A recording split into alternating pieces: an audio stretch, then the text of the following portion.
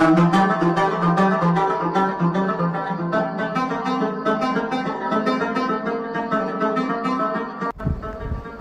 খানজাহান আলীর শ্রেষ্ঠ কীর্তি ৬০ গম্বুজ মসজিদ। এ মসজিদটি এক অপূর্ব কলার স্থাপত্য নিদর্শন।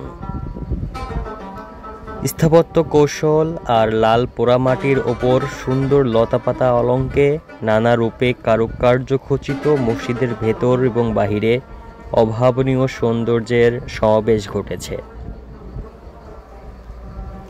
বাংলাদেশে এত বড় ঐতিহাসিক মসজিদ আর নেই বললেই চলে।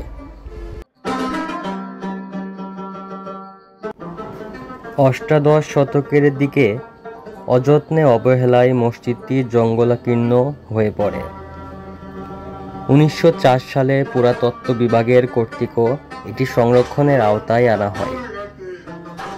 এরপর মসজিদটিকে কয়েকবার সংস্করণ করা হয়েছে। এটি শুধু মসজিদই ছিল না, খানজাহান আলী রহমতুল্লাহ আলাইহির দরবার হিসাবেও ব্যবহার করা হতো। প্রতিদিন এ মসজিদটি দেখার জন্য দেশের বিভিন্ন প্রান্ত থেকে হাজারো মানুষ এখানে আসেন। বর্তমানে ৬০ গম্বুজ মসজিদ প্রাঙ্গণে এক উল্লেখযোগ্য সংযোজন হলো জাদুঘর। ১৯৯৩ সালে এখানে জাদুঘর স্থাপনের উদ্যোগ নেওয়া হয়। জাদুঘরে ২৮টি গ্যালারি রয়েছে। এখানে খানজাহান আলী আমলের শতাধিক নিদর্শন সংরক্ষিত আছে।